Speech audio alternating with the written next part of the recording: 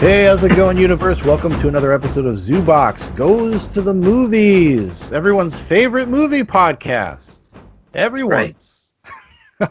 Big Paul's back with me. Kubrick Bois is reunited yet again. Yep. Surprise, surprise.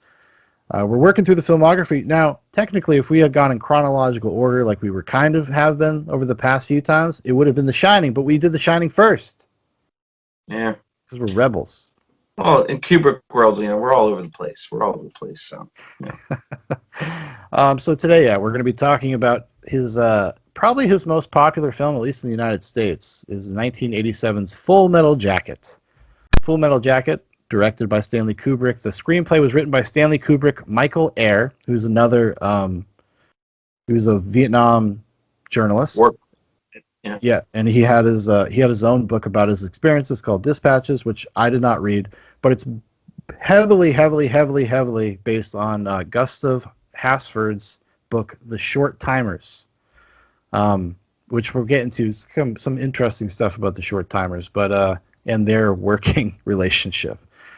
It stars Matthew Modine, Adam Baldwin, Vincent D'Onofrio, Arlie Ermey, Dorian Harwood, Kevin Major Howard, Arliss Howard, Edo Ross, John Terry, Kirk Taylor, Tim Colseri, and others. The plot synopsis log line on IMDb is: a pragmatic U.S. Marine observes the dehumanizing effects the Vietnam War has on his fellow recruits, from their brutal boot camp training to the bloody street fight in Hue. So there we go. Now we're set up. We're ready to go. Now it's time to just to vamp. Well, two quick things before you hop in it. Do you think it's the most popular Kubrick film? Because I would say I'd say more people know about The Shining than Full Metal Jacket. It's maybe it's either The Shining or Full Metal Jacket. I don't know. Growing up, it was The Shining and Full Metal Jacket that I was aware of before I was aware of anything else.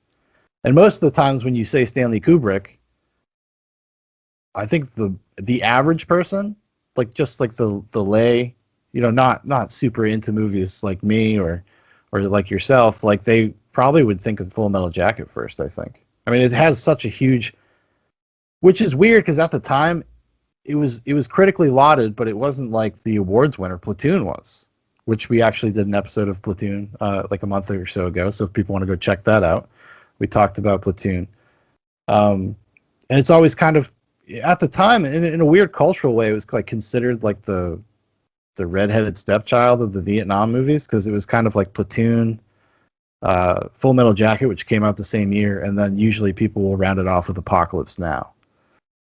Right.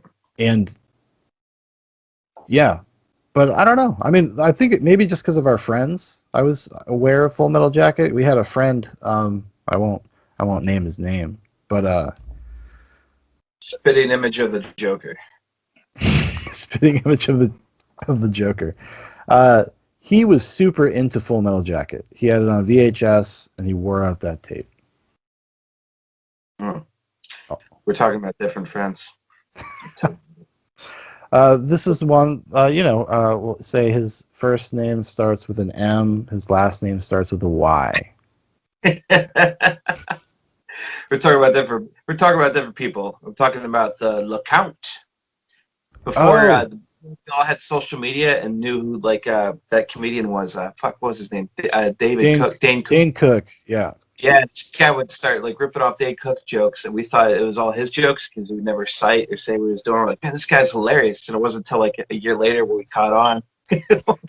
Yeah, because Paul didn't have cable, and I just hadn't seen it for some reason. So you just don't know. You just didn't know. And he's doing that original 30-minute Dane Cook Comedy Central special. Mm-hmm. Yeah, and he would just do it verbatim. We're swindled. But anyways, that dude spit an image of the Joker. I kept thinking about that when I revisited this as well. Which is a nice parallel, because Matthew Modine's character is called Joker. So well done. Symmetry. Yes, sir. I've been researching. So we're going to make this lame and talk about the duality of man bullshit all night long, or what? No. Good deal. When was the last time you watched this one? Because for me, I watched the boot camp scene to death as a kid, growing up. Yeah. And, we both have like military families. Your dad was Army, my dad was Army, and like this was that first half was always quoted all throughout our youth and stuff. We watched it a lot and revisited it again. Watched about it like once and a half within the last couple of weeks. It felt like I was watching let's say the second half after the boot camp scene for like the first time. So well, yeah, that's the weird thing. I've seen Full Metal Jacket. This was probably like maybe the fifth time in my life I've actually like watched the whole movie, and I never can remember the details of the second half other than the end. mm-hmm. Other than the end, other than the standoff with the sniper, that's the only. I always would just like memory hole everything leading up to that, because I was thinking about this like in preparation to talk. I was like, why is the boot camp? Why does it work so well? And I was like, oh, because it's like it's linear, and it's like very closely. It has a very easy to follow arc, and you actually see growth within the characters. Whereas the second half in Vietnam is a little bit more episodic. It's a little disjointed.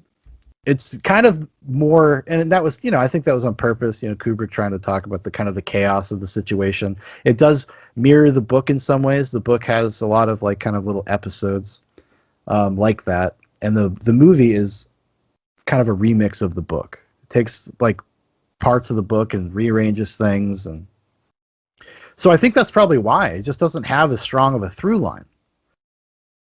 At least, I mean, I think, just watching it this time, because I knew we were going to talk about it, obviously paid a lot closer attention than maybe I ever had before. And I think there's something there. There's obviously like a discussion being had about the nature of war and what happens to these guys during war, and desensitization, being desensitized, and almost the way that they like hang on to like this weird immaturity and gallows humor to deal with the situation. Like they never allow themselves to take it very seriously, even though they're in very, dire situations. Even the movie ends with them literally singing a song about Mickey Mouse, which I think is talking about that, this kind of bastardization of who they were, and they're trying to delude themselves a little bit. Yeah. Well, it is Kubrick, and there's a lot of layers, and like I definitely have some bits about the Mickey Mouse thing and how it ended in general.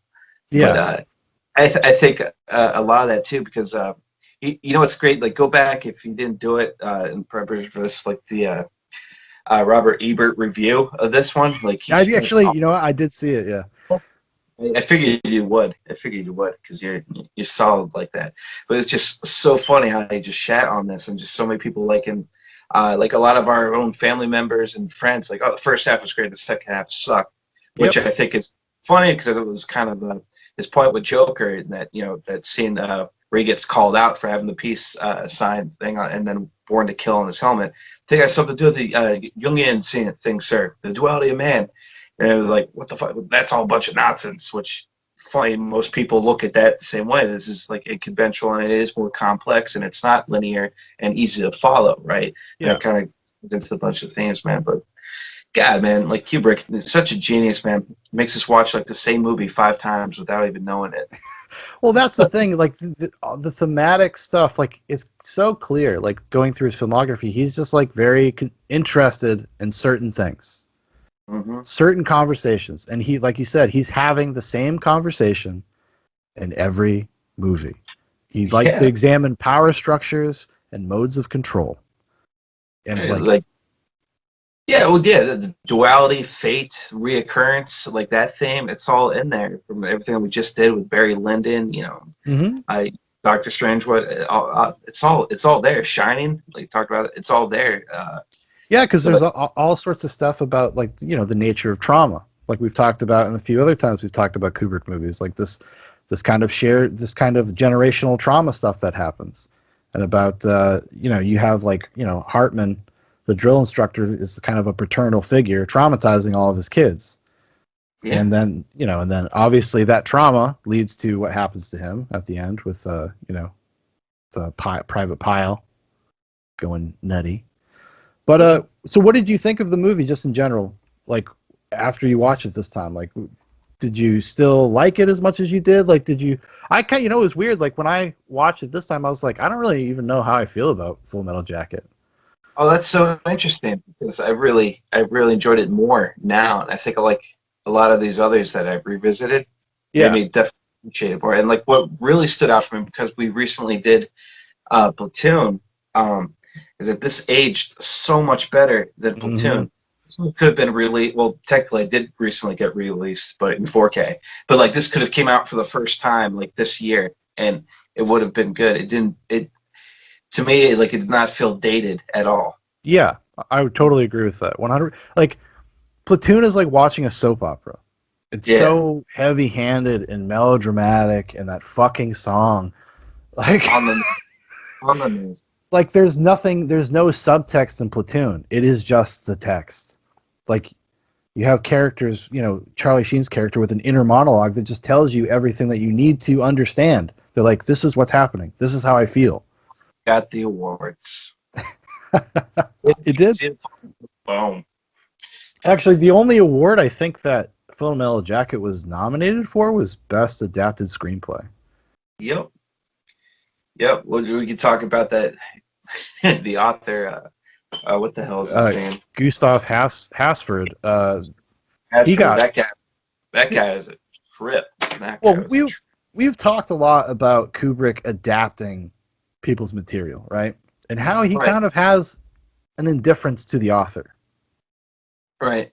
The difference here was like, I guess, well, a little bit like Arthur C. Clarke for 2001. Like Hasford is involved in the screenplay. Like he's working with Hasford on the screenplay. And I was reading about the nature of how they wrote the screenplay, and it was so weird. He had this Michael Hare, the war journalist, and then they had Hasford, and they were both like writing competing scripts at the same time. Yeah. And then Stanley Kubrick would have them be like, send them to him. He would make notes, send them back, and then he would just kind of take what he wanted from each writer. Yep.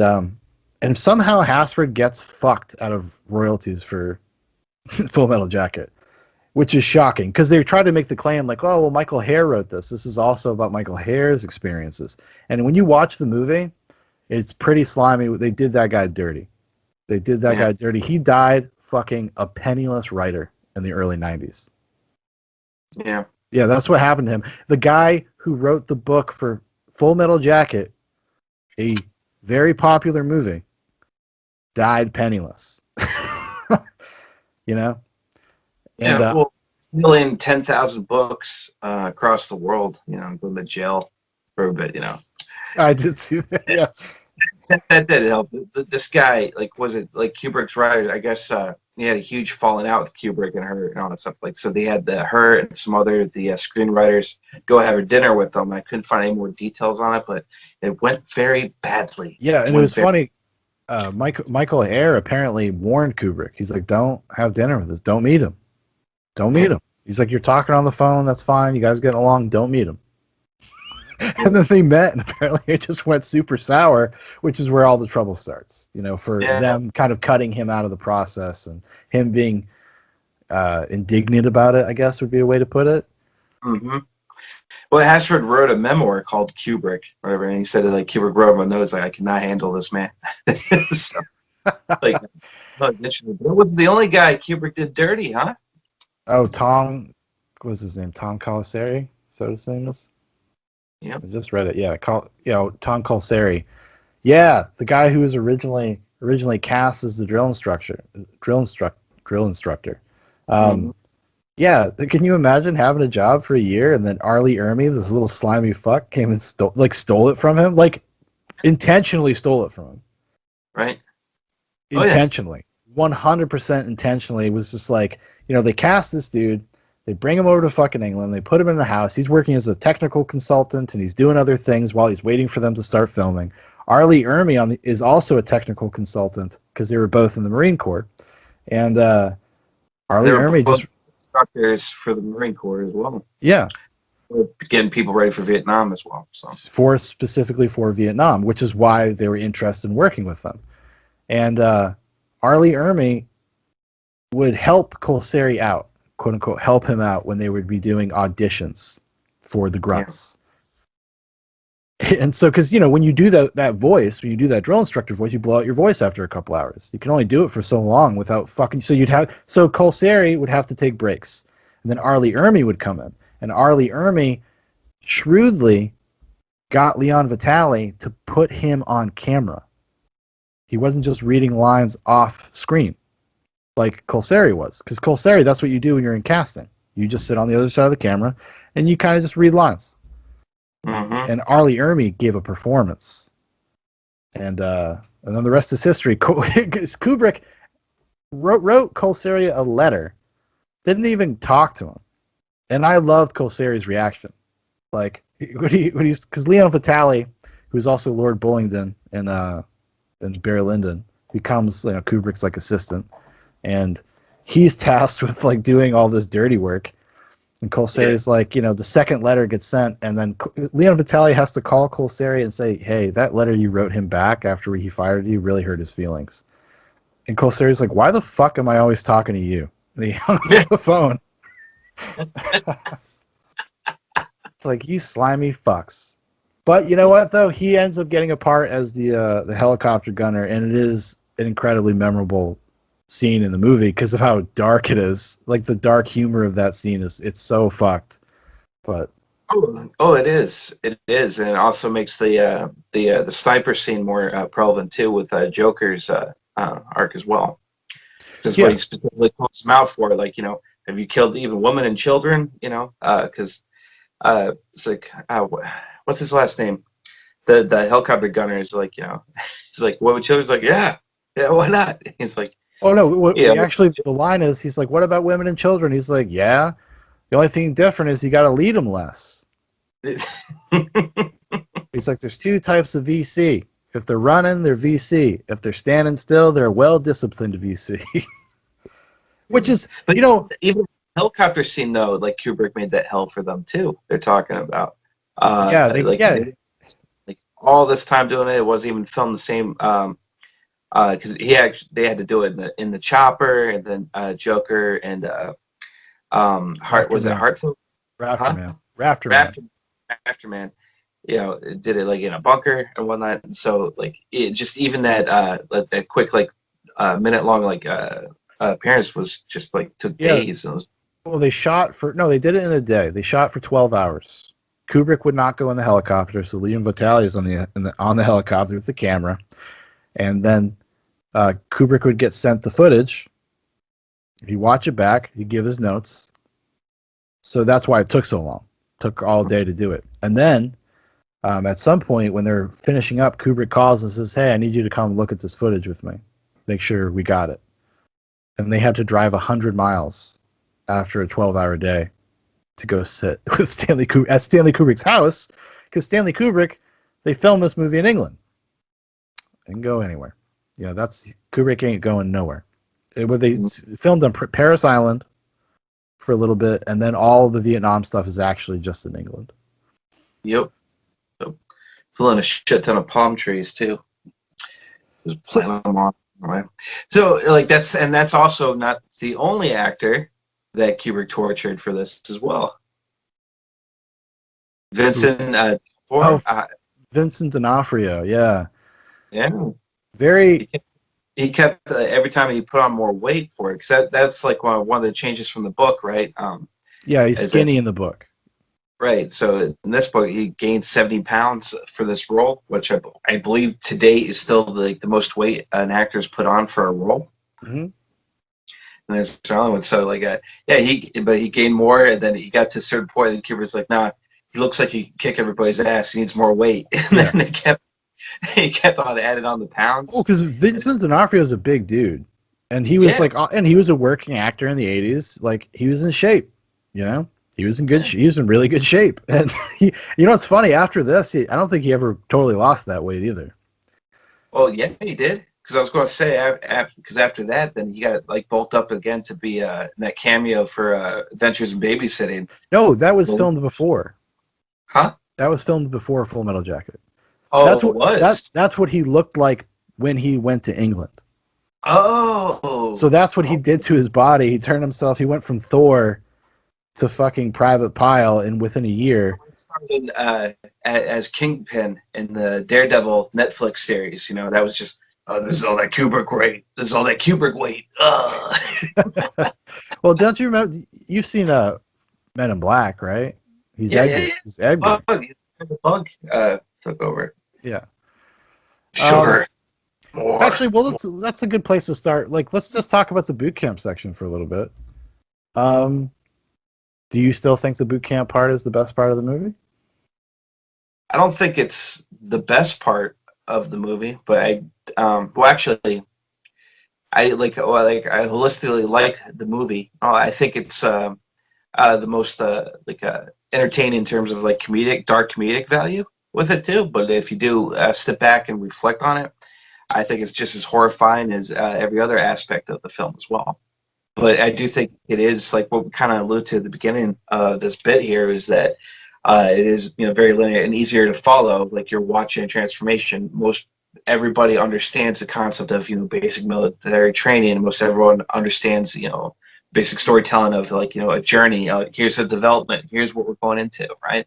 And so I think I wouldn't say like one part's better than the other, but I did equally enjoy them both. What say you? No, I would agree, and I think that the first one just has that more like visceral impact, especially because of how it ends, which is interesting because, you know, the movie is split into two halves. It's although the boot camp, I thought the boot camp stuff was longer, dude. Like the boot camp is only 41 minutes of the movie. I was like, oh, this is not a clean hour. I was like, no, wow. I was like, this goes because it goes by so fast, and it's always the pace of it's so like. What do you call it? Like progressive. It's just so like bum bum. The next thing, the next thing, the next thing, the next thing. Rapid fire, just like basic military training. You know, like you're in it. Yeah. And how they convey so much going on too without like, because, you know, like you don't really know who any of these people are other than like what they're going through their emotions. There's like I said, it's about like 48 minutes, that whole boot camp scene from when they get their heads shaved with their initial haircuts to like when they graduate, right? It's only 48 minutes. Most of the dialogue is, you know, Sergeant Hartman going through, and then like that's basically what you like. So you're just there, like in it, and just getting so much just from all the nonverbals through basically Private Cowboy, Joker, and Private Pile, right? And then everyone looks like is just kind of like there and filler, and but basically that's what those reactions and what they're developing and going through is what's going to carry on into like, you know, the second half. The film, which that was another change from the book, right? There's like 3 like major acts. Well, so the book it's 3 sections of the book. It's oh my gosh, the Spirit of the Bayonet, which is the boot camp, then Body Count, which is like basically what the second half of Full Metal Jacket is, and then the last part is Grunts, and they take parts of Grunts and put it into the second half. You know, they kind of mix and match stuff. Things happen in different orders.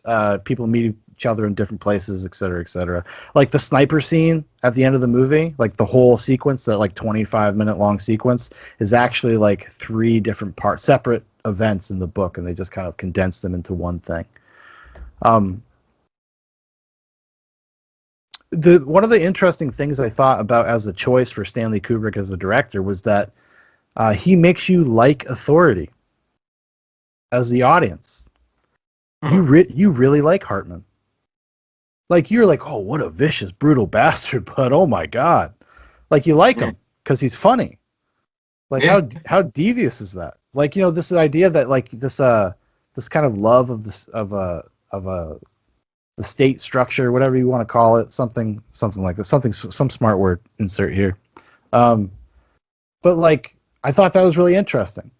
Because your empathy is not really with any of the guys. I noticed that when I was watching it. I mean, like, you have empathy, I think, for Pyle, just because he's, like, helpless, right? He just can't help himself. He's not doing it on purpose. He's just whatever. But, like, I thought, like, Hartman really slots, and I think this is probably true, and you've actually been to boot camp, so maybe you can tell me a little bit better, maybe some insight, is that, you know, you kind of it's almost a version of, like not exactly, but mildly of like Stockholm syndrome.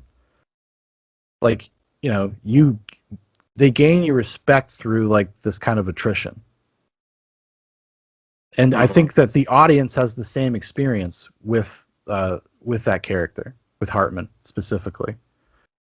Well, I think the way Kubrick filmed it is that you really feel that you are in it, right? Yeah, In that too, so you kind of feel this, you get the a similar experience in the terms of having like this like sense of endearment with Hartman, like, oh, this is, I don't want to piss him off, and I do want eventually I want affection from him, which I think like a lot of people go through when they get through in this, because it's a dramatically different like shakeup in your life. yeah, it's a Most shock, people, right?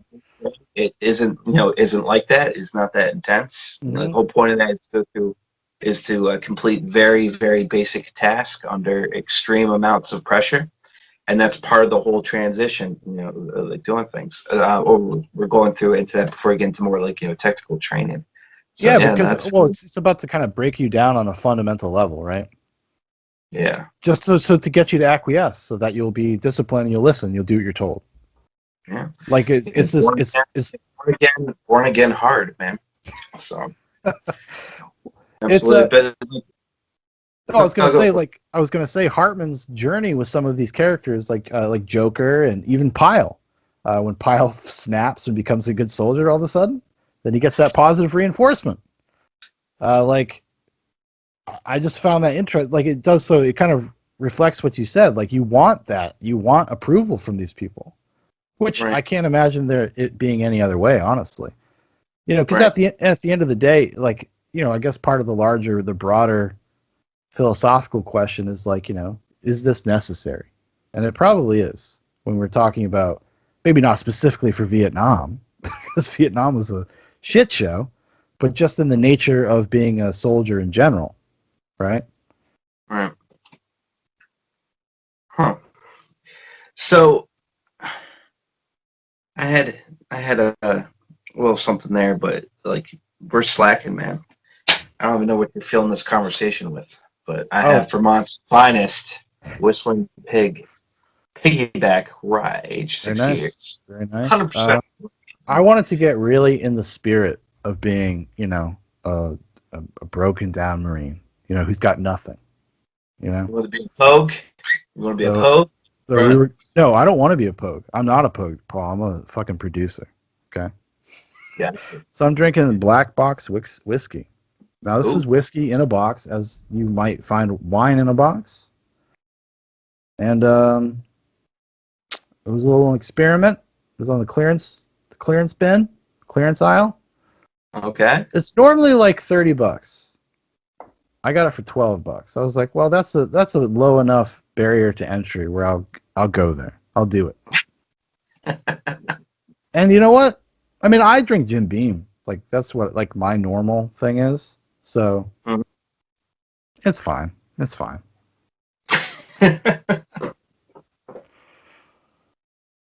Mm. I'm sure it's not as good as that. I can guarantee you that. Yeah, no, this is 100% rye, and it is a kick in the mouth, and I love it.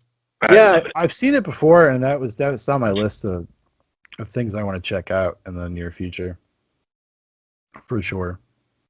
Mm. Uh, I'm sorry, totally digressed a little bit talking about whiskey, as I do. But it was just really crazy. I think a lot of the experiences in that BMT in the section were pretty realistic.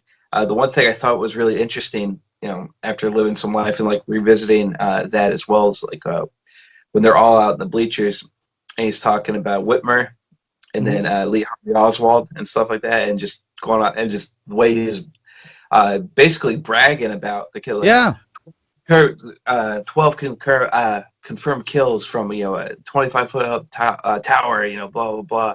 Lee yeah. Harvey Oswald, how far away was 250 feet from a moving target. Used an old Russian single-bolt action rifle. Got 3 shots down in 6 seconds. I was like, it just that shows you the power of a well-trained Marine and his weapon. Well, that's when it's. I think it's like Kubrick is very funny.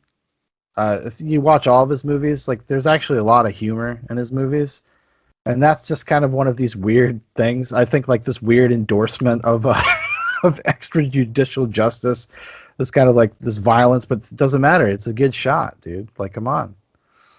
And it also kind of puts you in the mindset of the guys that some of the stuff that happened in Vietnam as well. Yeah. How it kind of like this wild, kind of like it's like a weird like party. At least, especially the way they present it in Full Metal Jacket. Like it's so fucking. I mean, there's just no real leadership. These guys are just fucking rolling around, kind of doing whatever the fuck they want. That's also reflected in the book, The Short Timers. Mm-hmm. Um, Yeah, also like take in mind too they were the combatant correspondents, you know, so they weren't grunts, they were pogues. no. Well, actually, one of the interesting things in the book is that, and they touch on this in the movie because he's got the peace button. Is at some point at the end of the book, Joker gets busted down to a grunt and actually has to go into like the shit. Mm-hmm. And that's actually how the book ends. It ends on a very similar sentiment, I think, to the movie version, but that character has a much longer journey. It's a much different kind of trajectory. Whereas Gotcha. in the movie, it's a little darker, in my opinion, because he kind of, I think it kind of implies that like Joker does something that he feels crosses a line, and he compromised like his humanity, right? Because he's like the conscience of the movie for a lot of it. Or at least he's never brainwashed. Like he's always kind of self-aware. You know, that's why he's always making jokes and giving every scene, every conversation he has with a superior officer is like mildly contentious. He's always trying to kind of undermine things. The jokester, you know, Joker being the appropriate name. But before we get into that stuff, though, I did wanted to ask you about like what did you think about like some of the performances? Because we started talking about Vincent D'Onofrio. Yeah. Vincent D'Onofrio is like to me like a very Kubrickian performance because it's not naturalistic. Like it's almost like very stagey in a weird way, but it's archetypal. So you like almost in the way that a meme would work. You just like immediately understand who this person is. Well, the thing with like Kubrick films, like you can hit pause, and I did this Talent Save for Labor League. You can hit pause in basically any frame, and it looks like you could print that out, and it could be a poster. Yeah. Especially with like Lyndon, right? You could do that, but like, yeah, but no, that was definitely I've done because he likes like those zoom ins, right? Just like on good old Alex with A Clockwork Orange, right? Just kind of zooming in, face tilted down, eyes like the Kubrick stare. The Kubrick stare, they call it, yeah. Yeah. Or in this case, was he about to get the the what they call it, the 1,000-yard stare, 100-yard stare, you know? Because he met his transformation. He realized he's in a world of shit. Can't get out, can't get out. And like this is what's going to happen. And he already like met his climate, like the height of what he's going to achieve in this earth because he's such a fuck up, as we are led to believe, because he can't do basic tasks. Then he finally accomplished something, and then he gets into the point of like where I don't know if that's where it's going, but it's like on those like kill your maker, kill your god there. No, I think it 100% is that 100%, and that's why there's even that sense because when Joker kind of becomes his ward, for the when Hartford puts him in like basically in a management position for Pyle, make sure Pyle doesn't fuck up, get his shit straight. Like when they have the soap bar party and they beat the shit out of him with the soap, right? The only time he really like seems like it like breaks his heart is Joker. So it's like another one of these like kind of betrayals of like a paternal figure in his life. I mean, because Joker literally buttons his fucking shirt for him. He does everything for him. And the only time, and then when Pyle fucks up really bad, is because Joker forgets to tell him to lock his what do you call it? His locker, foot locker. His foot locker. And then that kind of sets off this chain reaction of resentment with everybody, even Joker. Even Joker's bitter about it. But that's another one of these things that almost is like Joker, I think, knows that he crossed the line. There's a hesitancy there, but he wants to do it. Like there's some sort of catharsis. There's peer pressure, which is something that is reflected in the whole movie. That moment, Joker being peer pressured into hitting him with that soap is something that you see with everybody, especially during the Vietnam stuff. Like they peer pressure each other into escalating things and into being stupid, especially in the final act of the movie. Yeah. So the movie's got a cool structure because I think there's actually a lot of parallels in the second half with the first half. One kind of informs the other in a way that I thought was especially upon this watch, because I did the same thing. I watched it like one and almost 2 times all the way through, and I caught a lot of that stuff, a lot of those like kind of direct parallels to scenes that happen because they're almost happening again. Like there's this weird kind of synchronicity with that. How they just, I don't know how to put it just like succinctly. So I'll just stop there. Recurrence. That's right, Paul. Recurrence. What about do you have any other like takeaways from the first half of it? The basic training scene? I thought there was just a lot of interesting things about just like kind of about how like Kubrick wants to make the audience feel about what's happening. I think there's a reason why it's the most memorable part of the movie for most of your life, or at least, especially when you're younger. It's fun. Yeah. In the same way like a Three Stooges shit is fun. It gets very dark at the last moment, but leading up to it, you're laughing. You're laughing the whole fucking time. Maybe it's gallows humor. It's the kind of audacity of what you're seeing sometimes. But it's funny. Right. Like Hartman is like one of the great comic characters ever. And interestingly enough, and this is another thing where I felt bad for Gustav Hasford, is that, they talk a lot about Arlie Ermy and Kubrick talking about, oh yeah, I go to Kubrick's house every Sunday and we, I'd spitball lines and we do like, make up these lines and shit like that. Come to find out, like 75% of that is directly from that fucking book. Oh, directly. Wow. Word for word. Most of the dialogue in this movie is word for word scenes in the book. And that's what, like, again, like I was just like, you did this guy so dirty. I know maybe he was a maniac, but dude, this is his work. This is his life. It's semi-autobiographical. Right. Right. So that, yeah, but didn't he do though to get credits to be credited for the screenplay? Yeah, he lost. Oh, he lost? Oh. I think. Oh, well, no, wait. Did he lose? No, he lost. I think getting royalties or something. Oh, jeez. I mean, Kubrick obviously, was a presence in Hollywood. People liked him, so they probably sided with him. Mm-hmm. I wonder if there was even there a Writers Guild at the time? There might have been. 87 probably, right?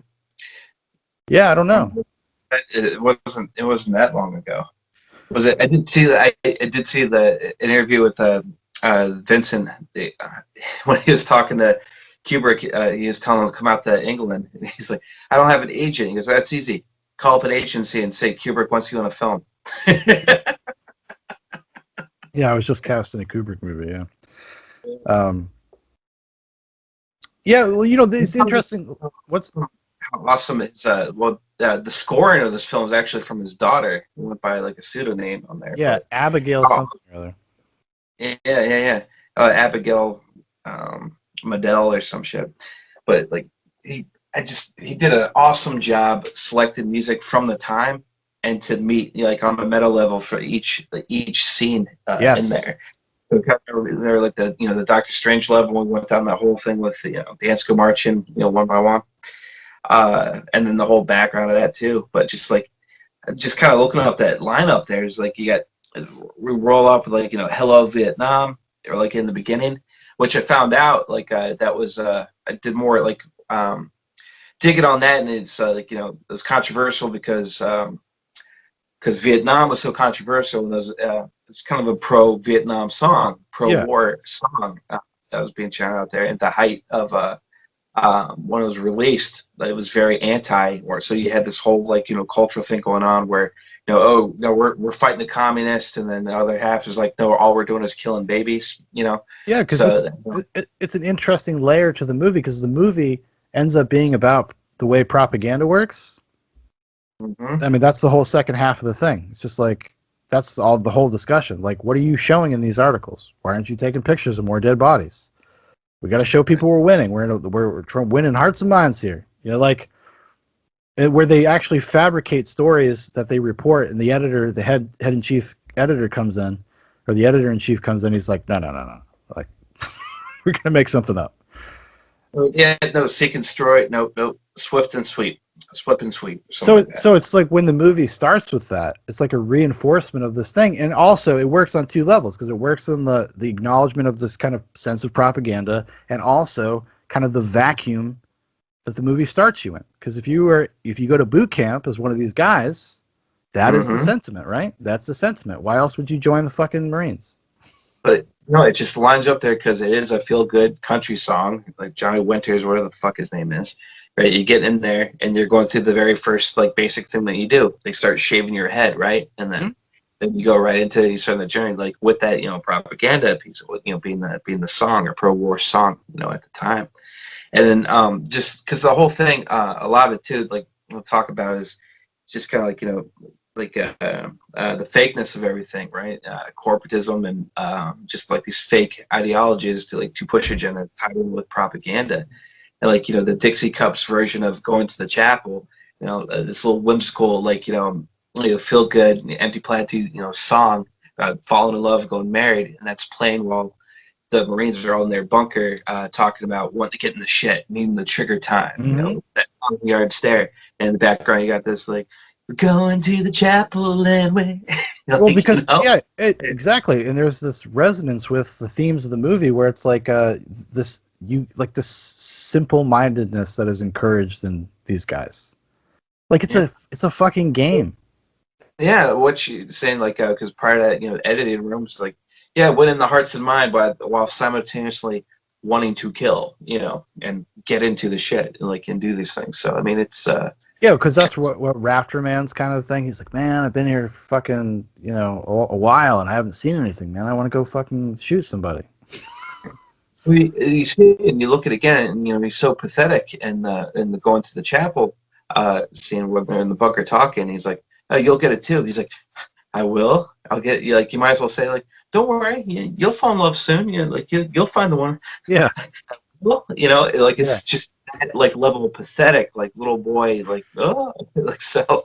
No, it's a great like classic Kubrick, right? This completely it's all there, but it's so subtle that you wouldn't notice it most of the time. What he's doing, how he's kind of like correlating these two ideas. Every song that wasn't scored by his daughter, he picked out of that time frame. Nothing before '62 and nothing after '68. And every song that he picked had something to do with and then you showed me that that great like Rob Egger movie, that clip where everybody goes in the Nancy Sinatra, these boots are made for walking, right? Mm-hmm. And then we both watch films with the subtitles on too, so it's cool like just watching that great scene. Cause after the boot camp scene goes into it, I guess it sells off the second half, if you will. Mm-hmm. These women walking right up to them too, and then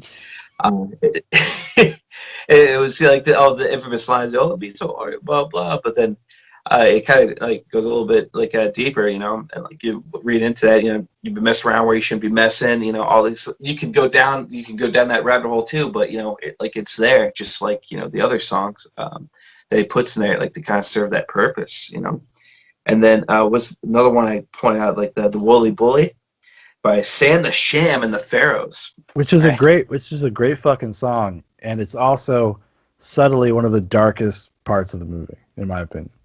It is. This guy gives like this weird pseudo intellectual spiritual monologue while he's sitting next to the dead Vietnamese guy, like staring at Joker, talking about this is one of the greatest men I've ever met. There's this really ponderous science fiction movie called Stalker, and in the movie Stalker, it's these guys going through this like no-go zone to go find some sort of nuclear material, and the whole movie is them kind of talking about in philosophical quotes and stuff, And I was like, wow, this kind of like just because of the journey of them. Because if you notice that there's a lot of like monologuing in the second half of the movie. I noticed that. I was like, oh wow, like there's a lot of, and then even they break the third wall, and then you're watching a propaganda documentary, and there's even more monologue.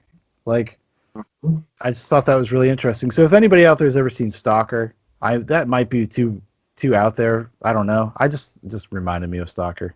You should watch Stalker someday, Paul. I'll put it on the list. You got 3 hours to watch some depressing Russian movie.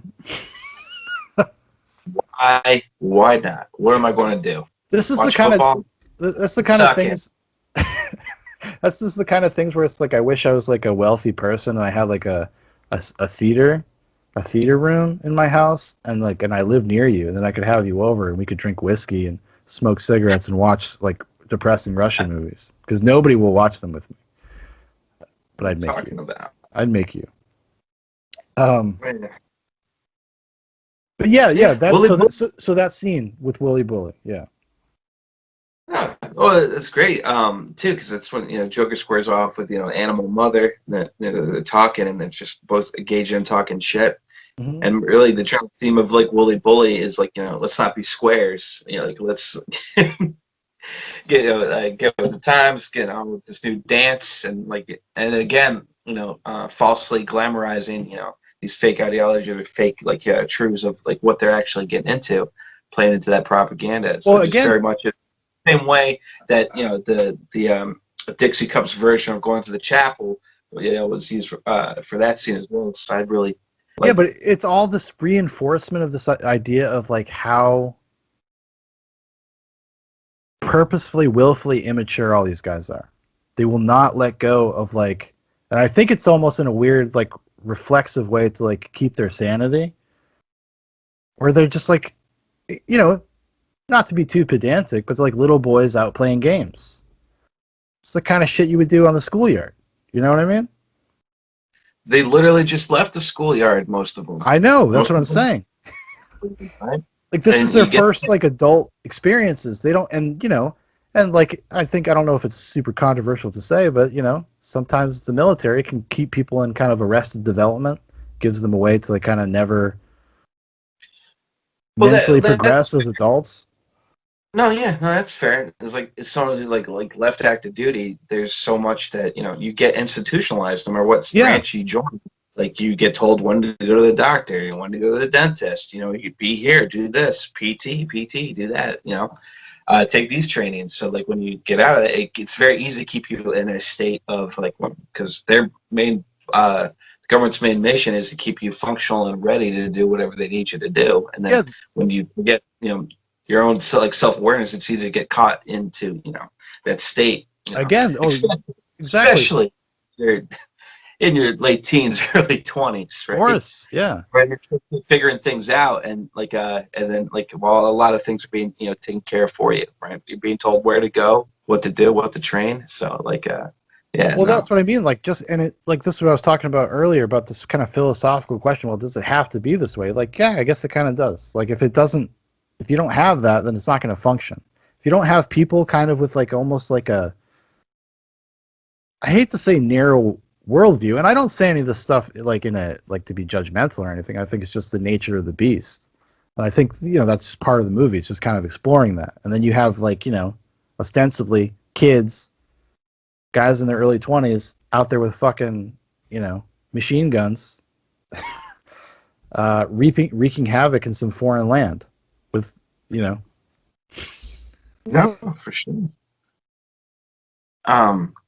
That great and another pop song that they used, the Trashmen, Surfing Bird is the word. Helicopter comes down and then they got that little camera crew going through. That's like another great song.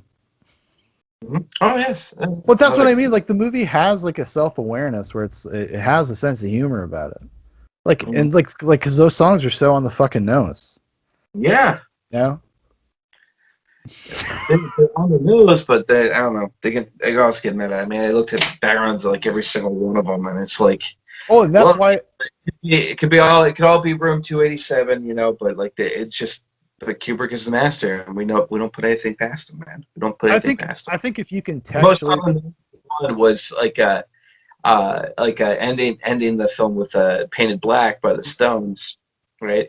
So because you got you just wrapped the you want to talk about duality, right? So they end up doing singing the theme to Mickey Mouse, and then Joker's narrations like I'm no longer afraid, and then it goes into Painted Black, which is about manic depression, and so that guy is going into he identified I'm in my world of shit, but I'm no longer afraid, but you're gonna have to work on some things.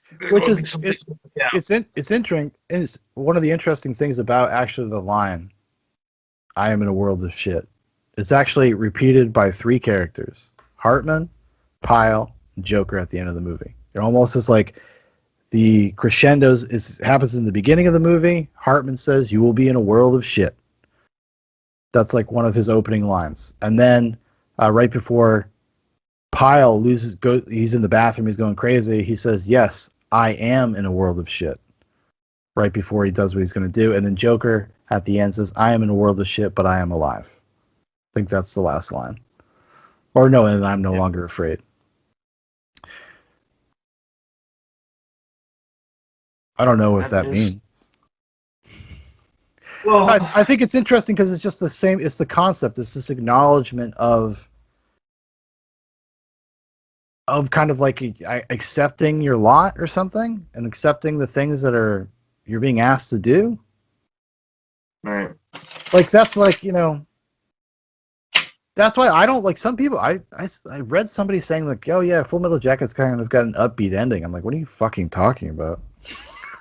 I mean, the guy kind of implies that he's lost his soul to a certain degree. He's lost a little piece of his humanity. If you're not afraid in a situation like that, you're starting to become a sociopath, right? I mean, you have to be. I mean, that's like Animal Man or whatever. Yeah, like, the takeaway is someone that bought into the propaganda of it. Unironically. Yeah, he succumbs to it. In the book, he doesn't. In the movie, I feel like he does, and he does it as a mode of survival. Because if you don't buy into it, and you are the quote unquote the Joker, you're dead. Because you're not taking it seriously enough. Well, true, but then it was kind of like the third time, right? Because one where peer pressuring is where he conforms to where he needs to. So, like you said, he is aware throughout his journey in the story, right, of kind of what's going on. But when push comes to shove, he always gets peer pressured into doing what he needs to do to survive. Whether surviving with keeping cool with his peers by partaking in the soap party to beat the shit out of Private Pyle. With the gangbang scene, and putting out the sniper, out of her misery. Come on, do it. And then at the end, singing the Mickey Mouse theme song, right? Which in its turn, just buying into this, this corporatism and this false narrative, right? So they're doing an advertisement in a foreign land for everyone to go to Mickey Mouse because it's within there. It's a club for all to come and see. Well, because it's a childish version of American values. It's a child's version. It's like how children understand Americana without understanding the sense of Americana is they would identify something like Mickey Mouse. So they've all just done this really intense thing. They all had this really dark moment with this girl dying. Some want to leave her to fucking be eaten alive by rats. Joker has to put her out of her misery, basically. Mm-hmm. And then they go to that. Like, okay, guys, let's come back together. Let's just push on, guys. And I found that an incredibly dark moment. Mm-hmm. When they're singing that Mickey Mouse song, I was like, that's dark as fuck. That's really dark. Yeah. The uplifting is not supposed. I don't believe that's supposed to be the takeaway from that. I don't either, and I think people just have a problem when they watch some Vietnam movies. They just get caught up in the music and the fun characters. They're like, "That was a great time." Like, what are you talking about? I read another thing. Somebody was just like, "Full Metal Jacket is often considered Kubrick's most commercial movie." I'm like, "What the fuck is commercial about Full Metal Jacket?" I mean, I can understand why audiences respond to it. Because they respond to it in the same way that they respond to most fucking war movies. But Right. there is like a little bit more of a like mischievous sense to it. Like it's kind of fucking with you a little bit while you're watching it, and you're never really quite sure really what you're supposed to be taking out of some of this stuff, in my opinion. You know, Right. which I think is purposefully done because I think you're supposed to feel a little bit confused. I mean, it helps when you've seen the movie like 5 times. You know, you kind of start assessing things, but Yeah, well, I don't think like watching it for the first time, like straight through, that like you're going to get it. You really got this one. You really got to kind of ponder on, I think, and then kind of yeah, watch again. especially when you're like 14. No. Another movie we watched way too young to understand anything, and that's like another one of these just like sick things about these movies, and it kind of makes this argument that like, oh, maybe sometimes there are grown-up movies and like kids really shouldn't watch them. Because you're just like in Platoon, you just take away the fucking wrong message. You just take away the No, wrong things from those movies. no, absolutely, absolutely. But like, That actually has an adverse effect on your personality.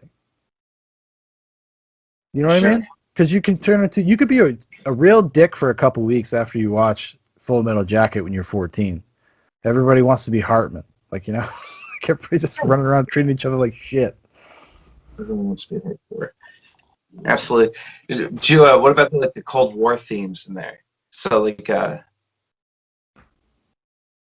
Cold did you War get? themes. Yeah, did you get like? So, was it when you do see the Shell, like the Royal Shell Oil Company, that Yeah. symbol in there, that great Ager video you point out too. Oh, that's right. Yeah. Yeah. It's like that was in there too, but like the Cold War, and if we go back a couple films into Doctor Strangelove, like kick right midst of like kicking off the Cold War with the Soviets and all the proxy wars that happened from Mm-hmm. post World War II now, and Vietnam definitely being like one of them.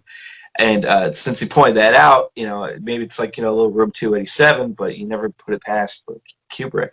But when they're doing that, the interview scene in the second half where they're talking to every single person, the cowboy, everyone else, they all had like a depleted like a oil drum, a red oil drum in the back version Mm-hmm. that they were talking about. And the one thing that stuck out to me is when Rafterman and Joker are interviewing that one lieutenant, and then the colonel comes by, and that's when he calls him out. He's like, "Sir, the Jingyans thing, sir." He's like, "Whose side are you on?" Yeah. And which is great. I will take a shit on you, before you stand up, to the man. But like what just killed me, and maybe I'm like overthinking this a little bit, but he's going all I ever asked, and like in a thick like Massachusetts accent too. It's like all I've ever asked for any of my Marines is that accept any order from me is that was a direct order from God. and like, and all I can think about is like, was that like a subtle thing, like. Because the Cold War stuff, I think, is very like you have to look for that if you want it. It is very subtle. Yeah. Uh, Yeah. and you'd have to know about like Vietnam and you'd have to accept the events of the world to understand or to acknowledge that Vietnam like was a proxy war, like Yeah. with the Soviets, and that Vietnam did have the third largest oil reserve in Southeast Asia, Yeah. and the Royal Shell Company, like what was that? What's the person's name down? Louise Westland, 2000, did published a lot of books on this. The Royal Shell Company sold oil indirectly to North Vietnam during the war, and the U.S. Knew that there was oil there prior to coming in there after the French, came out. So, and the reason why I made it emphasis on the colonel's the Boston accent is, Kennedy he sent in U.S. troops into Vietnam to start off Vietnam. He authorized the use of napalm to be used in Vietnam, and Yeah. assassinated before things started escalating. Like who knew where like that was going in there, but he definitely had like some outrageous like takes into going in towards the Soviets, and like this fake patriotism You know, like why were they like? What's what the colonel says? Like, we're going to win the hearts and minds because deep down inside every gook is an American wanting to get out, right? Yeah. Just ridiculous, right? So that's like the Galilee humor that you're talking about, like the Kubrick thing, like But where it's the earlier talking about bragging about Lee Harvey Oswald, right? This guy talking about that, but like Kennedy, that's just kind of like a crass like parody of like the shit Kennedy would say and reference it to the Soviets or like communism in general, right? And so you just kind of think about that and like in the hints of reminders that Vietnam was an oil thing and this was like a proxy war of the Cold War, right? And so yeah, for sure. I had a lot of interesting stuff on that. And then and the Mickey Mouse thing. Before I forget, because we talked about propaganda, everything. Basically, what Hartman's job is being a war correspondent, and they were pretty upfront, like right from the beginning, right? Of the disinformation. Yeah, just put a kill in there. Put a kill in there. Like, make it an officer. Grunts love hearing about that killing officer. But this, oh shit! And do you remember? I'm sorry. Back to when Joker gets called out by the colonel, and they're looking at the dead bodies covered in lye. Do you remember how those bodies get there? The context of what they were there for? No, remind me. So they're interviewing the lieutenant before the colonel interjects them. They're like, "All right, what happened here?" Okay, we think the body counts about 20. So what happened? Like, okay, well, the NVA was, they asked all, like local political leaders, educators, and teachers, like, to come out for, political re-education camp, and then everybody that showed up just got gunned down. Yeah, so they're It's just like as soon as you start talking about it, you're just like, wait, what? And then immediately the guy comes in here, the colonel interjects that whole conversation to talk about the peace sign and like superficial shit. He's right? like, why don't you get on the team, boy? Like, yeah, why don't you join the right side? Coming for the big win. Well, in the book, that sequence is even more explicit because that guy comes down, he like gives him shit because of the peace symbol. Like, why don't you join the team for real? Like, let's get this done. Yada yada yada. But they're like even more explicit. Like, I only want to hear stories about soldiers, using half their rations to buy these Vietnamese people toothpaste and candy bars, and when you show up dead body, I want to see it fucking shot to hell. Like, even if you have to pull out a rifle yourself and add extra holes, like that's how it is in the book. It's a little subtler in the movie though. But so did you say the book is way more brutal than the film? Oh yeah, the book is way more explicit. The book's not trying to hide its hand, where I think Kubrick's trying to be a little more subversive. Because they tell that story to that, he's talking to that dude who's telling Joker about what really happened, right, only to be interrupted. So he's even Joker himself is in the midst of like a propaganda war of trying to figure out what happened. Like, what am I shooting? What story am I telling? What am I taking pictures of?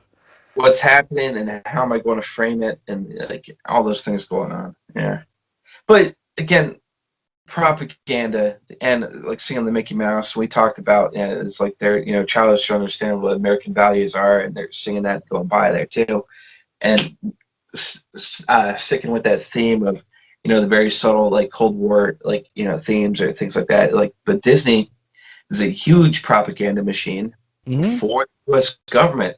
It's actually what got them. It's actually what got them out of going bankrupt. Pinocchio. Pinocchio was a flop. they had a lot of things going bad for them, not going their way. Well, because they were trying to do so many things at once. Actually, I do know a little about this. They were trying to do so many things at once. They're trying to like simultaneously have like this in-house animation studio, build a park, like all those things were happening at the same time, and they were going bankrupt.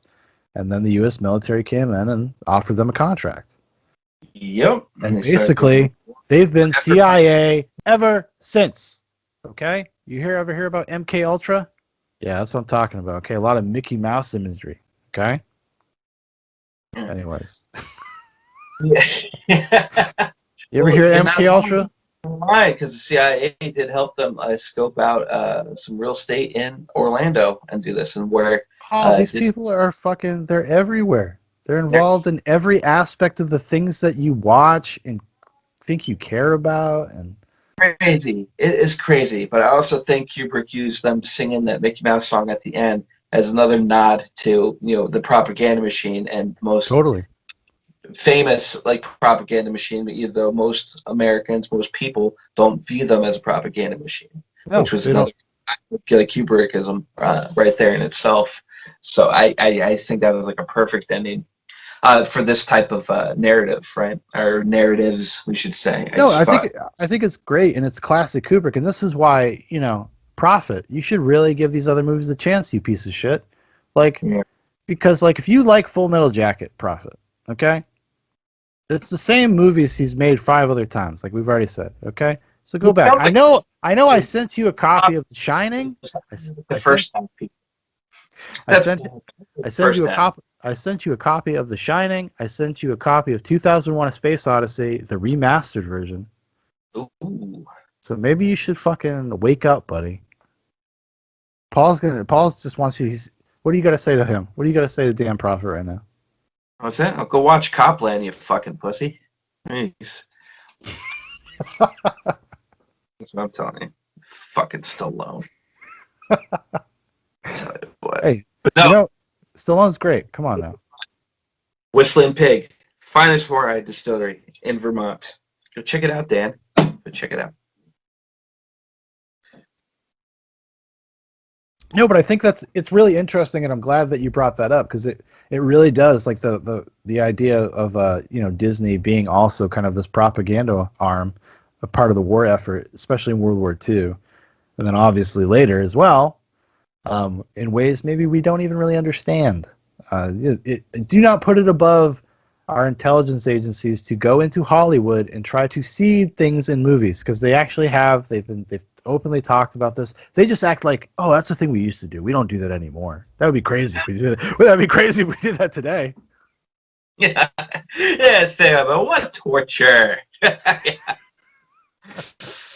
That's why it's great. Like when you watch those stupid fucking Marvel movies and they're full of like bizarre, weird, like shadowy state propaganda stuff. You start paying attention. Well, yeah, like okay, we can do a thing about. Maybe it's what we can do. I'm gonna take a break. Is just talk about like how much like the Marvel universe just blows and like what damage it's doing to society, and just like break all that stupid shit.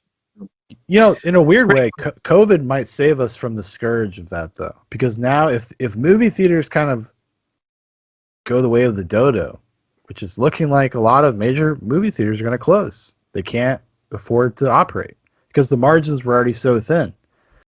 So if there's no blockbusters and nobody's going to the movies, they're fucked. But what that means is studios can no longer spend $250 million or $300 million on a single movie needing $1 billion return to make a profit.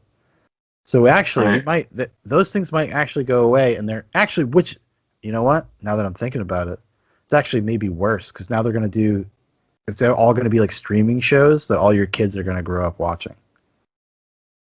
Yeah. Dark dystopian future ahead. No, or they'll do that. Or they'll be like like Mandalorians, like everything will be on like some plus channel. No, it is. I mean, this is already happening.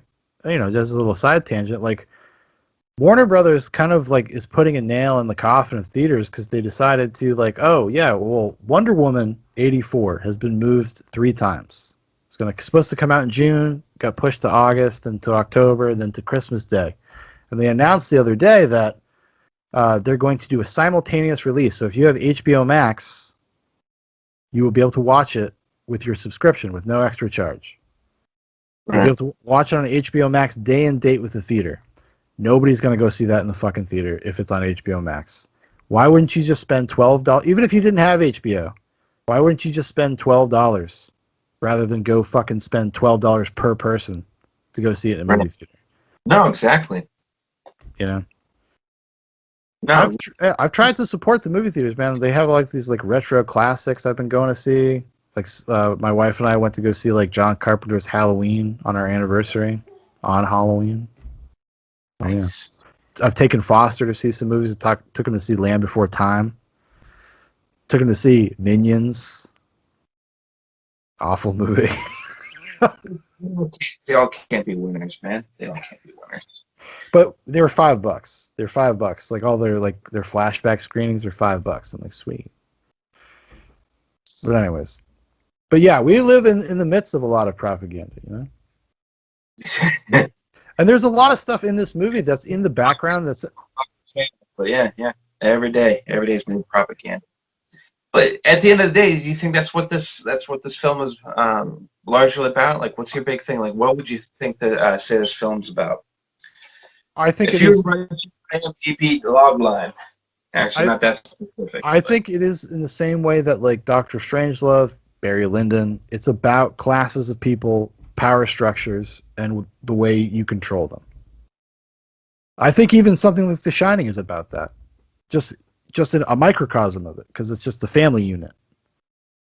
right, So I think like explicitly the propaganda through line is part of the story because I think that's part of the book. It's part of what the character in the book that Hasford wrote is engaged in, and he's self-aware about that engagement, just like Joker is. Uh, right. he's a little more thoughtful in the book than he is in the movie. The book is way more. The book is actually just as funny, but it is more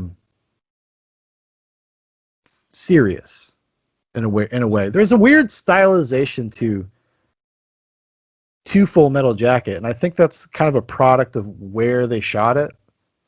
Where it does feel like a little bit like stage play sometimes, like just the sets and stuff feel like sets. Especially that last sequence with the sniper and they're in the bombed out city. I mean, to me that looks like a set.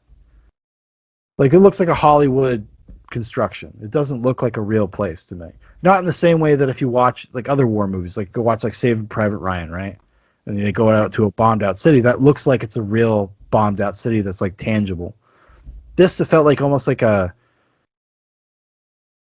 And maybe this is just my ignorance of like the landscape of Vietnam and the way buildings look there and stuff. Maybe I'm just not familiar enough with that.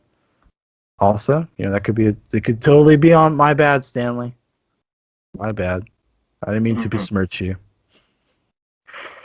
But it has that Kubrick kind of stylization to it. It's slightly hyper realistic. Everything he does is slightly hyper real. Like it's not real.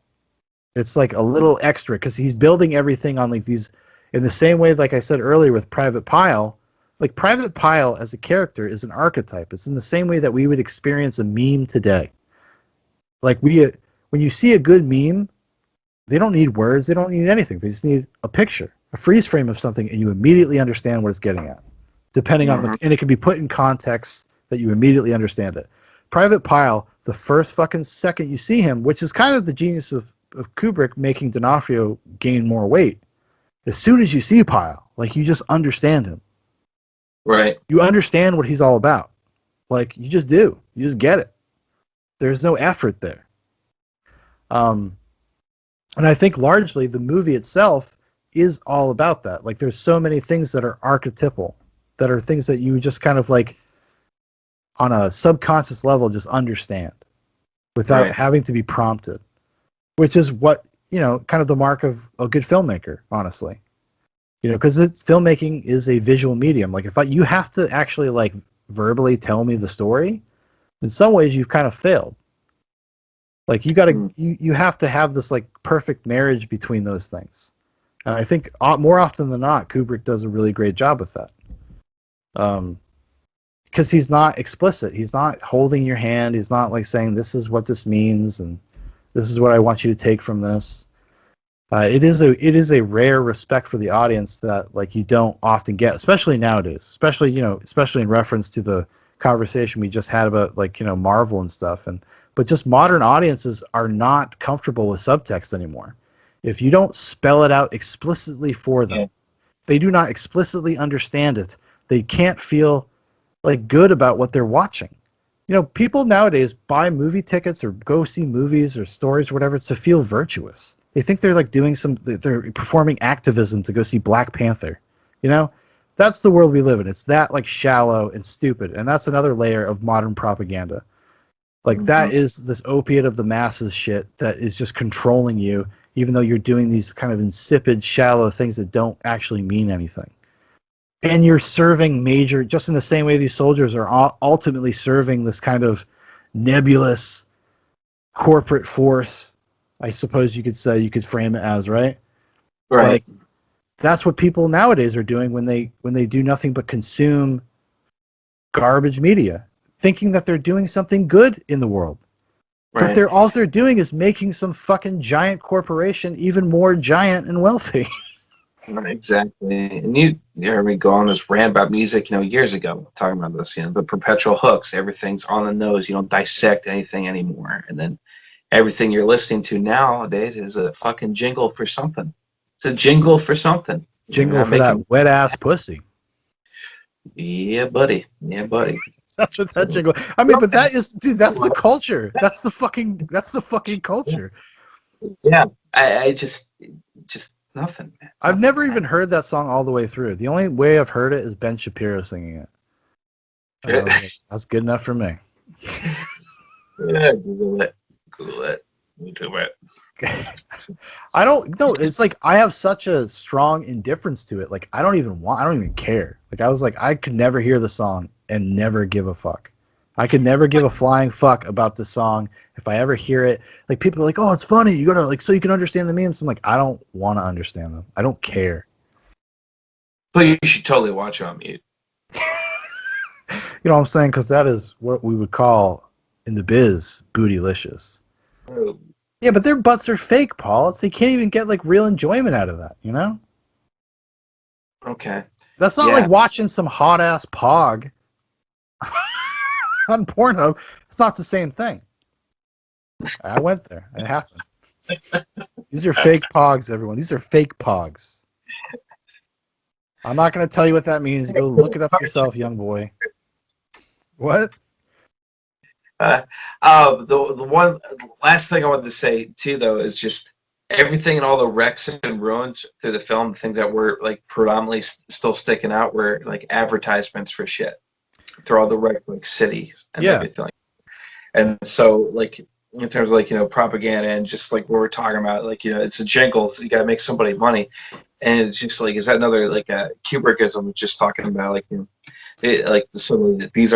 these are really the things that will last, or this is happening for for your masters, right? And then it just like I said, it was kind of like a anti-corporation like a theme like in there. Yeah, well, like, it's also because this mess, and they get us out to and they will be they'll be here at the worst, and they'll still be there when it's gone, right? Yeah. So I mean, well, yeah, it is kind of this gross the modern ruins are just gross. But like there's actually, and I think it was that Rob Ager video. If this is your first time listening to this, Zoobox Goes to the Movies, I really enjoy Rob Ager's film analysis. And whenever we do a Kubrick movie, he's done a lot of Kubrick stuff. I always shoot it Paul's way. And he did one breaking down all the signs. And what I actually learned about Vietnam itself is that Vietnam had kind of been, in some form or another, occupied by other countries. So there's there's all these billboards that were built by like these other companies from other parts of the world that are on those, like not occupied in the sense of like a government occupation, but like people that wanted to make money looking for new markets or something, they would go to Vietnam for some reason. And a lot of times there'd be just billboards plastered fucking everywhere from all of these different companies from all of these different parts of the world. I just found that kind of interesting. It's like those people cannot catch a fucking break. No, French being there for like decades, and then them leaving, and we showed up. Ugh. Yeah, fuck that, man. I don't. This is the thing. Like when you got to understand, like you got to be fair to people in other countries, and like not just, I understand like at the time if you're a soldier or whatever, you're not thinking this way, but like, there's a process that's happening that is actually creating your enemy. Like broadly speaking, it's just kind of I don't know what you would call it, like a reflexive reaction for another country to be like, holy shit, we're occupied. What do you think's going to happen? Fuck. Yeah, well, that's what happens when you don't have a clear mission or a clear enemy and a clear defined goal or an exit strategy. And that's also what happens when you have like that didn't start and end with Vietnam, right? So no. Well, do you think Vietnam is maybe the worst example because of like kind of the unfettered way that like troops moved around? I mean, those guys were doing whatever the fuck they wanted, dude. Like there was no oversight for half the things that happened over there. Look at like early 2000s Iraq. On the level of Vietnam, like just moving through the jungle, fucking up villages, and just shooting women and children out of a helicopter, which is apparently based off of a real anecdote. Yeah, that and a Well, I lot guess of I guess that did rapes. happen in Iraq. Yeah. Well, I Chelsea say like Manning. Yeah. I was talking about some of this, like what's the like the Vietnam, and then Iraq and Afghanistan. I'm like, well, they were 3 times as long. Actually, what was Yeah. it? Afghanistan's about to hit 20 years. So I I mean, know. it's just and just like with Vietnam, the French being there for decades before we showed up, be like, so was there in Afghanistan for a couple of decades, and then we showed up for a couple of decades. So it's just insane. If Kubrick were alive today, he'd do something about that shit. He would have made the Make it. real Zero Dark 30, not the Zero Dark 30 that was that bullshit CIA propaganda. Oh, we told her stuff. We didn't know she was going to put it in a movie. That's what somebody from the CIA actually said. Yeah, okay. Oh my god. I was like, okay, secret squirrels. What quote? What movie is that from? Where like, hey, who wants to be a unnamed source? What was that from? Oh shit. Uh, I can't remember. I'll look it up. And while I look it up, I will tell you there's a few funny things in the background of the movie. You know the gangbang scene, the quote unquote gangbang scene, the Alabama yeah, black snake scene. Everybody knows that, right? She don't want to be with no soul brother. Tubuku, tubuku. yeah, When Adam Baldwin is taking the prostitute into the theater because it's like a yeah. movie theater behind them, do you know what the sign is over the head of the door? No. It's an advertisement for the Lone Ranger, which I just thought was funny because he's going in by himself. Also, when Matthew Modine's character Joker is being interviewed for the documentary portion, when it goes into that documentary style for like 10 minutes, behind him is a sign for a John Wayne movie called Red River. In the book, it's the Green Berets. They go to see the movie The Green Berets, and Okay. all of the grunts and the corpsmen are there, and they're all just kind of laughing, making fun of the movie. It's actually where he meets Cowboy again for the first time, is in the movie theater, going to see Green Berets. That's where he meets Animal Mother, and they have a very similar confrontation just in the movie theater. Well, Animal Mother has it with the Pogues, with the officers, uh, Mm-hmm. the non-combatant presence. He has like a contentious thing because they're all laughing at the movie. Like, look at this stupid fucking bullshit. Like, they don't. This is fucking Hollywood bullshit. Mm-hmm. Um, And it's funny, but in the movie, it's Red River, which is an older John Wayne movie, which is more of a conventional Western, which also kind of reinforces the idea that that like they're little boys, cowboys and Indians, this kind of thing, you know. And that's kind of Joker's perspective because he's not taking anything very seriously. He's very cynical. He's sardonic. Has a contempt for authority, or I don't even know if it's a contempt for authority. He's just like indifferent. He doesn't know why he's there. But I thought those things were interesting. Yeah. And also interesting because John Wayne was pro Vietnam, right? Pro Vietnam War. He's pro all war. He's pretty. Yeah, pro every goddamn war that ever existed. I don't think he's ever been in a war. Not like our No, not like Jimmy yeah, Stewart. got Jimmy Stewart there. Mm-mm. No, I don't. No, he never That went to war. Waco General, not too far from where you're at, Dobbins Air Force Base. So Oh, there there, you go. There you go. there you go. I don't know. So, you have any final closing thoughts about Full Metal Jacket? I cannot find that quote. Oh, God, it will come up. You know what's going to happen? It's going to come up later tonight. Like, oh shit, that's what it was. But I'll I'm put no it in the longer talking. description. No, I think it held over pretty well, and I think it's definitely worth a revisit if you haven't watched it, especially if it's been years since you've seen it. Watch it again. I do think it really does. I really do buy into the subtle jabs at the Cold War, the proxy wars, anti-corporatism, exposing fake identities, fake ideologues, pro-war, everything like that. Mm-hmm. That's basically my thought of it. I think I definitely enjoyed revisiting this one. Well, that's like kind of one of the heartbreaking things about, I suppose, just like kind of like the nature of the military in general. Is like even these guys doing all this kind of disinfo and propaganda are just doing it. They don't even know why they're doing it. It's completely thoughtless.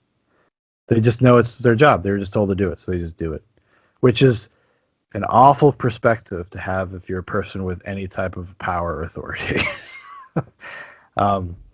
Yeah, in my opinion.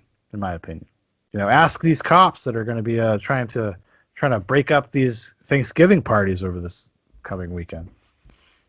Yeah. What will they do? What will they do? What will they do? Anyways, we shall see.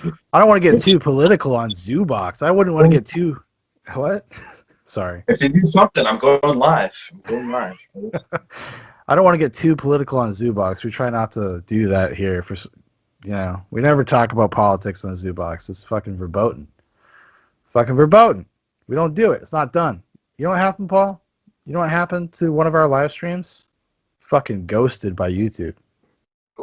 Ghosted. I didn't get an email. I didn't get a warning.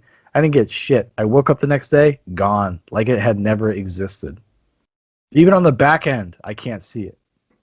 So it's not like it's not even just like it got blocked. It got erased. Yeah. I don't even know why.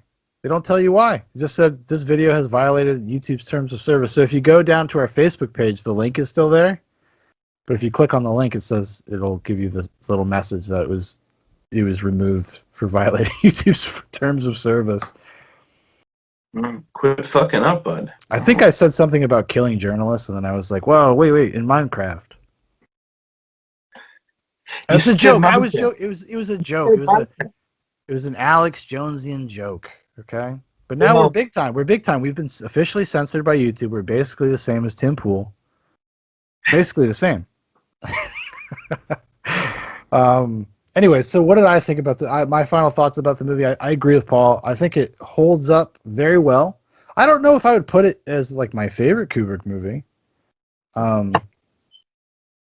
I do think, in some ways it's a little obvious because I think a lot of Vietnam movies from this period are kind of dealing with the same subtext, the same thing. And just having seen a lot of it, what actually hurts Full Metal Jacket? I watched Apocalypse Now a couple months ago. I watched, like, as an adult man.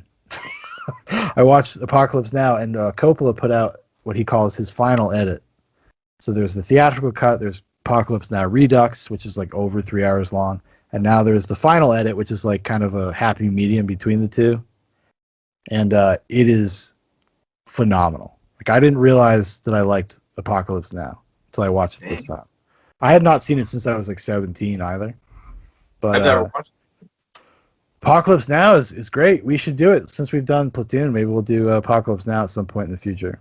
But next time Paul and I talk, we've already talked about it before this, so I'm comfortable to announce it. We're going to be talking about It's a Wonderful Life, the Frank Capra, Jimmy Stewart classic. It's December. We could talk about Christmas movies. Maybe at least get a couple in there. A little couple in there to just, heighten the season. Mm-hmm. You know what I'm saying? I also just really want to watch It's a Wonderful Life. For some reason, I was like, I'm going to watch that this year. Also, if Paul watches the new Mel Gibson movie called Fat Man, maybe we'll talk about that for a second. Oh, shit. Have you heard about Fat Man? Oh, wait, no. Yes, I do. You sent me the trailer. That's the Santa Claus shit, right? He's Santa Claus. Yeah. Walter Goggins. Walton Goggins. I watched it the other day. It will be. I got a screener sent to me. It officially comes out on Tuesday on VOD. It's not the greatest movie I've ever seen, but if you really like Mel Gibson, it's worth the 90 minutes, in my opinion. It's a fun. If you watch the trailer and you're like, that interests me, maybe give it a shot. Yeah. All right, everybody. Thank you, Paul. What? In NASA in 1987, the Challenger happened, and Ronald Reagan first brought up tearing down the wall. That was what was going on. Coincidence? Coincidence? All All right, everybody. Thank you, Paul, for Big Paul, for coming on and talking Full Metal Jacket. That was great. I had a good time. It was fun. And as always, everybody, thank you for watching. Thank you for listening. If you'd like to know more about Zoobox, there's a bunch of links in the description for Facebook, for Instagram, for Twitter. Go check out our Twitch page. We're going to be doing, I think, intermittently every once in a great while, if we can get enough people, do live watch-alongs of movies that are on Amazon Prime, which is something you can do with Twitch. So we might do that in the future, just to add some extra content. Fucking get those tendrils out there, because who knows how long Zoobox has on YouTube before we're completely fucking disappeared. Okay, we're gonna have to go on some sort of subversive site with a bunch of ne'er-do-wells. It's gonna be on BitChute soon. Gonna be on BitChute and YouTube or Rumble or all these other things I've heard about. So that might happen. Might get ghosted. It's probably gonna be because of Dan, though. I doubt it'll be because of me. Hey, the kids are on Gab. Well, all the Nazis are on Gab. Oh, okay. Well, for real, just because they have a free speech policy, where they're like, if you're not violating kind of the tenets of free speech, we're not going to kick you off the platform. Mm-hmm. So there's a lot of spicy people on Gab, yeah. You can go to Parler, I suppose. Parler's kind of lame, though. Not that fun. It's not fun. Yeah. It's just a bunch of people that agree with each other. That's no fun. I mean, that's not fun. You go to places like social media just to see the hot action, to see the violence, the verbal abuse. That's the only reason I stay on these things, I'm just saying, buddy. Paul's like dying. He's like, can I go smoke my cigarette now, please? I've been holding it for 20 minutes. Please. Man, isn't Full Metal Jacket great, everybody? Now let's talk about that. No, I'm just joking. All right, everybody, thank you so much. And we will see you next time on Zoobox Goes to the Movies.